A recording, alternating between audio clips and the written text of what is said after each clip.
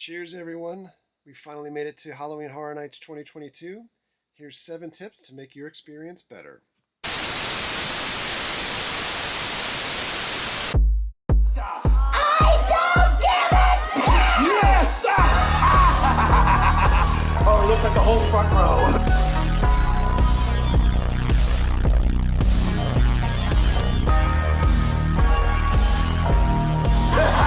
You want blood? No, hell yeah, Jack!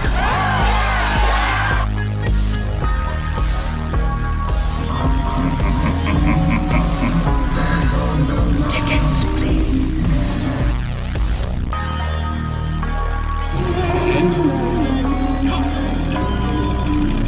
This is the thrill.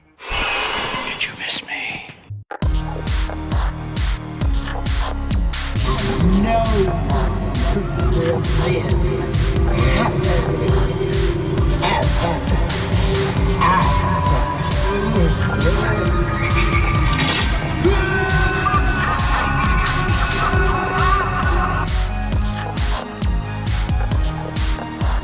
It's time to die!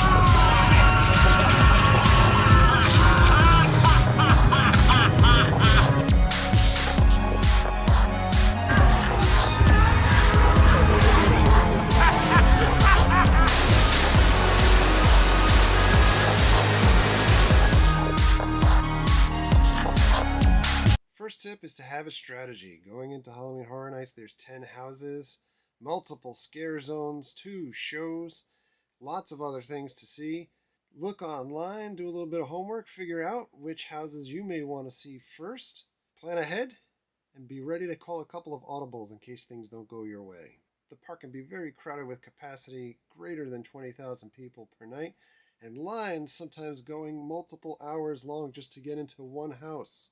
If you have limited time and only there for one night, make sure you plan ahead and hit the one thing you want to do first. And speaking of making the most of your night, tip number 2, Stay and Scream is your friend.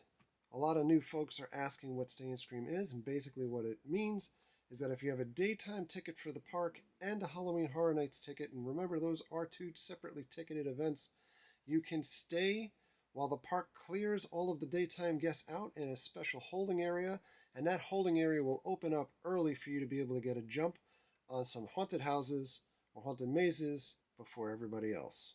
There's multiple Stay and Scream zones. When you get to the park, you can ask folks which Stay and Scream area is closest to the house that you want to hit first. For folks that don't have a full daytime ticket to the park, they also have a Scream Extra or Scream Longer Pass, which for a certain price will allow you into the park at about 3 o'clock during the day, so you get a couple of hours before the park closes for Halloween Horror Nights. You can hit some of the attractions during the day or enjoy anything else in the park and then get corralled into your Stay and Scream area. The alternative to Stay and Scream, if you want lower crowds, would be to go to the event later at night. Good strategy. Folks start peeling out around 10 o'clock, 11 o'clock at night. Lines start dipping down a little bit. Every night the park will be open until 2 o'clock in the morning.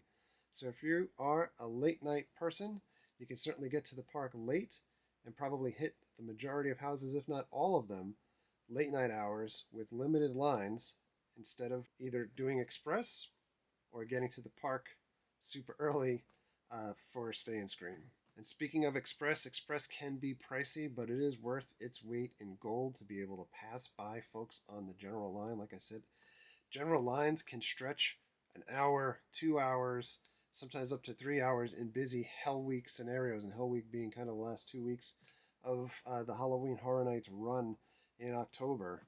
Express can only be used one time per haunted house, but it can also be used one time in each of the attractions that are open.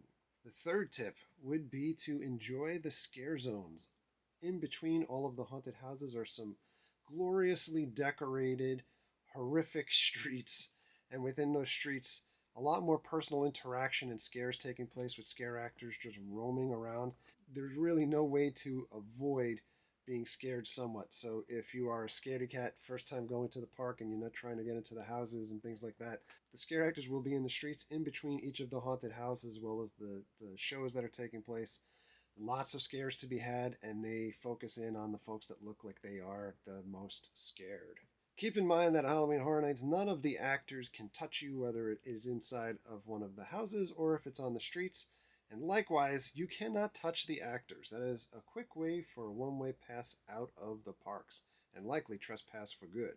The zones are beautiful to look at. The interactions are great with the scare actors, and more so, unlike the houses, you're not allowed to take any pictures or videos within the houses unless you are approved media for their one media night. But within the scare zones, you can take pictures, you can take videos, no flash photography. If you're looking for selfies with the scare actors at all, be sure to ask first. There are certain rules that the scare actors need to follow from their zone management and from park management, in which, it's not a selfie type of experience. They're there to scare folks. And if one of the actors happens to walk away, don't follow them. Number 4 tip would be the shows. There's one show sitting down. It used to be Bill and Ted's.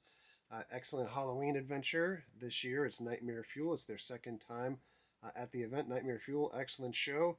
Lots of magic, lots of pyro. It's great to be able to sit down at these shows. Not only Nightmare Fuel, but there's a lagoon show that takes place as well, Ghoulish or Goulash, whichever you'd prefer. Basically, they're really good spots to recharge, relax, perhaps have a beverage, and sit down and take a little bit off your feet. When you're going to Halloween Horror Nights, you should be prepared to walk at least 6 miles a night. It is a lot of walking, not only to get to the houses are all kind of backstage, and there is a lot of walking to the house, waiting in line, and then walking back from the house into the park itself. There's a lot of time and effort that go into those shows, and the shows are fantastic. So whether you're just taking a load off or you're there to enjoy the show itself, it's a really good way to spend some time. The shows happen specific times during the night, and my advice would be get to those shows at least 30 minutes beforehand so that you're able to get a spot, especially with Nightmare Fuel. They will reach capacity and then turn folks away if it is too full. Tip number 5 revolves around food and beverage. Over the last couple of years, Halloween Horror Nights has kind of really added a lot more variety to food sampling things that you can have, or drinks, with the traditional Blinky Cup.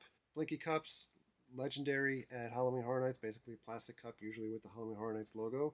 The button on the bottom blinks, so when you walk around the streets, everyone knows you're part of the Blinky Cup Mafia. But the drinks that come in those Blinky Cups are pre-mixed drinks, so each of the bars will have different drinks to purchase. Some of them are good, some of them are not that great, but the reality is the majority of them are all mixer. If you do like an actual beverage and you want to taste some alcohol, you're not going to want to go to the pre-mix Blinky Cup places. You're probably going to want to go to one of the actual bars like Finnegan's and get an actual beverage. And while we're on the topic of beverages, make sure you are hydrated throughout the night.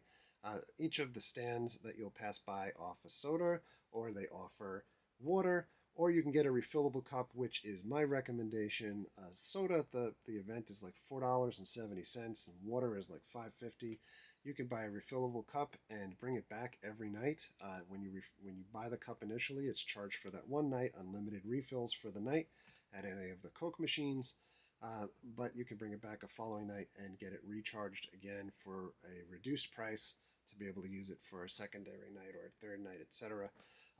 There's Coke products, there's Powerades. In each of the water machines, by the way, there's also free water. So you can spend $5.50 per bottle of water, or you can go to that Coke machine and get basically free water in any type of cup that you may bring.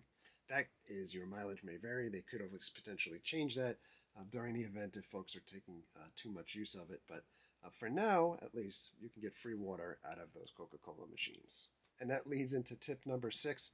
As far as staying hydrated, also dress appropriately. It is brutally hot at this time of year. It's averaging real feel somewhere in the 90s every day. But more importantly, it rains almost every day at this time of year in Florida. We're in hurricane season. The rain is not drizzly type of rain. Last year, opening night, was like a flood that just took place the entire night. That could happen on any given night. You'd likely want to check the weather before you leave the house, or if you're at the hotel, bring an umbrella, bring a poncho. Most importantly, if you are coming to Orlando and staying on site for multiple nights, bring multiple pairs of socks, multiple pairs of shoes. it is going to be a downpour at least one of the nights that you go to Halloween Horror Nights. And while we're on the topic of shoes, bring comfortable shoes. Everybody wants to look good and some cool kicks, but you want to be comfort over style any day at Halloween Horror Nights. Again, 6 miles is a long time to walk around in the heat or in the rain. The more comfortable shoes that you can bring, the better off you're going to be. Bring a new pair of shoes and break them in. I've made that mistake before. You're going to be in pain. Tip number 7 would be to go to the Halloween Horror Nights tribute store. So in the New York section of the park, basically the lower section right before the public library, and by where Rip Ride Rocket comes out of the building, is the awesome Halloween Horror Nights tribute store. If you've not been to the park before, they do a tribute store for basically every time of the year at this point, like Mardi Gras, summer, or Halloween Horror Nights especially. So there'll be multiple themes going within the rooms. And all of your Halloween Horror Nights merchandise, as well as some cool props to look at, photo ops, things like that to see inside, as well as some snacks and some HHN-themed items to consume. In addition to the store this year, we have the HHN Universal Monsters-themed Dead Coconut Bar out on City Walk, so upper level. Take the escalator up by Starbucks and enjoy some monster-themed beverages and ambiance. And most importantly, have fun, but make sure you are having fun to the degree where it's not overdoing it. Keep in mind that Orlando PD has a makeshift holding cell in the security hub where the parking garage is every night, and folks do get taken out every night for having a little too much fun or going a little bit above and beyond. Have fun, enjoy yourselves, don't touch the scare actors or harass folks, and let us know how your experience is. We will be there multiple nights. We'll see you out in the fog. We will be back after opening night to share our experience, give some feedback. But for now, we're getting out of here. So thanks a lot for coming along. Thank you very much for all of your likes, comments, and subscriptions. Treat others the way you want to be treated. It's Halloween Horror Nights time, people. It's the greatest time of year. See you guys. Subscribe to the cheap seats, or he's gonna kill me.